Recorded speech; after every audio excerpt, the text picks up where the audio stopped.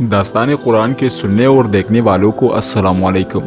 اللہ کے پیغمبر حضرت یوسف علیہ السلام کو ایسی بے مثال خوبصورتی اور حسن عطا کی گئی تھی کہ تاریخ انسانی میں آج تک آپ کی حسن کی مثال دی جاتی ہیں۔ شاعر اپنی شاعری اور قصہ کو اپنے قصوں اور کہانیوں میں حضرت یوسف علیہ السلام کی خوبصورتی کا ذکر، حسن اور خوبروئی کا کوئی پہلو ایسا نہ تھا جو آپ میں نہیں تھا۔ حضرت یوسف علیہ السلام کے نیک اخلاق، بردباری اور نرم مزاجی نے آپ کے حسن و خوبصورتی میں مزید اضافہ کر دیا تھا۔ کوئی شخص بھی یوسف علیہ السلام کو پہلی مرتبہ دیکھنے پر ہی آپ کے حسن کا قائل ہو جاتا، مگر آپ کی اس بے مثال خوبصورتی کا ایک عالمناک پہلو یہ بھی تھا کہ اسی حسن کی وجہ سے آپ کی زندگی بہت سی مشکلات کا شکار ہوئی اور آپ کا حسن ہی آپ کے لیے مسائل اور آزمائشوں کا سبب بنا۔ حضرت یوسف علیہ السلام کے والد کا نام حضرت یعقوب علیہ السلام تھا، جو خود ایک جلیل القدر نبی تھے۔ حضرت یعقوب علیہ السلام کے 12 بیٹے تھے، لیکن یوسف کی خوبصورتی اور معصومیت کی وجہ سے آپ کو ان سے زیادہ محبت تھی اور آپ یوسف کو اپنے دوسرے بیٹوں پر فوقیت دیتے تھے۔ لہٰذا حسد میں آ کر ایک دن حضرت یوسف علیہ السلام کے بھائیوں نے دور صحرا میں انہیں ایک کنویں میں پھینک دیا اور گھر آ کر حضرت یعقوب علیہ السلام کو جھوٹ بولا کہ ایک بھیڑیا انہیں چیر پاڑ کر کھا گیا۔ ادھر ایک قافلہ جب اس کنویں کے پاس سے گزرا تو انہوں نے حضرت یوسف علیہ السلام کو وہاں سے باہر نکالا۔ انہوں نے دیکھا کہ یہ نہایت ہی حسین و جمیل بچہ ہیں، لہٰذا حضرت یوسف کو مصر کے بازار لے گئے تاکہ انہیں بطور غلام بیچ کر کچھ رقم حاصل کر سکے۔ عزیز مصر نے جب حضرت یوسف علیہ السلام کو دیکھا تو بہت متاثر ہوا اور اچھی رقم دے کر اسے خرید لیا اور انہیں اپنے محل لے آیا۔ اس نے اپنی بیوی سے کہا کہ اس کے غلام کی اچھی طرح پرورش کرو۔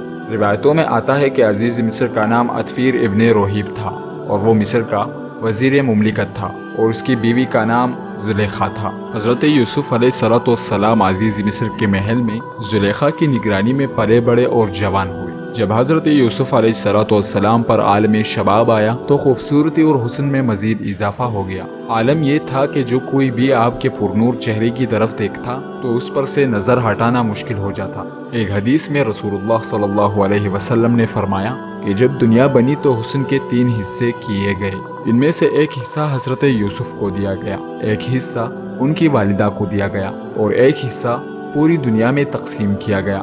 عزیز مصر کی بیوی زلیخا آپ کے حسن کے ساتھ دیانت، شرافت، پاکیزگی اور سچائی سے بھی بہت متاثر تھی، لیکن ابھی اللہ کو یوسف علیہ السلام کو مزید امتحانات سے گزارنا تھا۔ وقت کے ساتھ ساتھ عزیز مصر کی بیوی زلیخا حضرت یوسف علیہ السلام کے حسن سے مرکوب ہو کر اس کے عشق میں مبتلا ہو گئی۔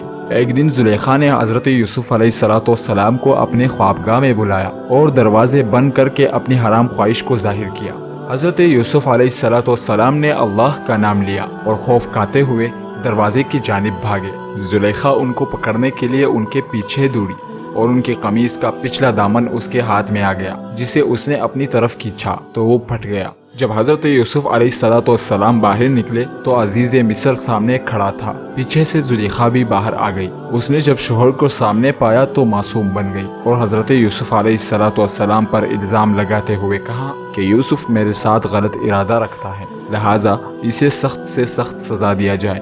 لیکن جب عزیز مصر نے یوسف علیہ السلام کی قمیص کو دیکھا تو وہ پیچھے سے پھٹا ہوا تھا، جو اس بات کی دلیل تھی کہ حضرت یوسف علیہ السلام سچے ہیں اور زلیخا کا ارادہ غلط تھا۔ لیکن وہی اللہ کی طرف سے ایک اور معجزہ سرزد ہو گیا اور محل میں موجود ایک دودھ پیتا بچہ اللہ کے حکم سے بول اٹھا اور اس نے گواہی دی کہ یوسف علیہ السلام پاک دامن اور سچے ہیں، اور یوں عزیز مصر کے سامنے سچائی واضح ہو گئی، لیکن اپنی بیوی کی بدنامی کی وجہ سے خاموش ہو گیا اور بات کو رفع دفع کر دیا۔ یہ واقعہ آہستہ آہستہ پورے شہر میں عام ہو گئی، لہٰذا مصر کے لوگوں نے زلیخا پر طعن و طنز کرنا شروع کر دیا کہ عزیز مصر کی بیوی خود اپنے غلام کے عشق میں گرفتار ہو گئی ہے۔ ان چرچوں سے تنگ آ کر زلیخا نے ایک بہت بڑی دعوت رکھی، جس میں شہر کی معزز خواتین کو کھانے پر دعوت دی گئی۔ جب دعوت کا آغاز ہوا تو زلیخا نے تمام عورتوں کو ایک چھری اور پھل دے کر اسے کاٹنے کو کہا۔ جب عورتیں اس پھلوں کو کاٹنے لگی تو عین اسی موقع پر زلیخا کے حکم سے یوسف علیہ السلام کو بلایا گیا۔ جیسے ہی عورتوں نے حضرت یوسف علیہ السلام کے حسن کو دیکھا تو مدہوش ہو گئی اور پھل کی جگہ اپنی انگلیاں کاٹ لی، لہٰذا اس کے ذریعے زلیخا نے ان عورتوں کو سمجھانے کی کوشش کی وہ کیوں حضرت یوسف کے عشق میں مبتلا ہے۔ ایسا خوبصورت جوان جس کو دیکھ کر عورتیں اپنے انگلیاں کاٹ لے اس پر دل آ جانا کوئی حیرت کی بات نہیں۔ اس واقعے کے بعد ہر دن مصر کی کوئی نہ کوئی عورت یوسف علیہ السلام سے رابطے کی درخواست کیا کرتی تھی، لہٰذا حضرت یوسف نے اللہ سے دعا کی کہ ان سے نجات مل جائے۔ آخرکار زلیخا کے لاکھ اصرار پر بھی یوسف علیہ السلام اس کی طرف مائل نہ ہوئے اور اس کی خواہش کو رد کرتے گئے، تو عزیز مصر اور زلیخا کے حکم سے آپ کو زندان میں قید کر دیا گیا۔ حضرت یوسف علیہ السلام کی اس دعا کا ذکر اللہ تعالیٰ نے قرآن مجید میں بھی کیا ہے۔ یوسف علیہ السلام نے کہا، اے میرے پروردگار، جس کام کی طرف وہ مجھے بلا رہی ہیں اس سے بہتر تو قید خانہ ہے۔ حضرت یوسف علیہ السلام تقریباً 10 برس زندان میں قید رہے۔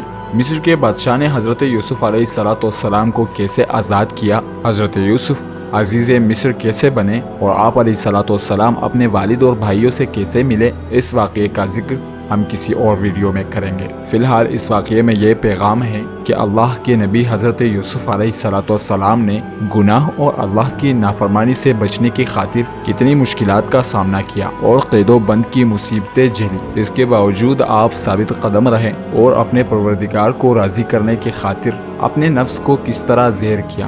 معزز ناظرین، اگر آپ کو ہماری یہ ویڈیو اچھی لگی تو اس ویڈیو کو لائک اور شیئر کر دیجیے گا اور ہمارے اور اپنے چینل دستان قرآن کو بھی ضرور سبسکرائب کیجیے گا۔ اللہ سے دعا ہے کہ ہمیں اپنی فرما برداری اور شکر گزاری کی زندگی گزارنے کی توفیق عطا فرمائے۔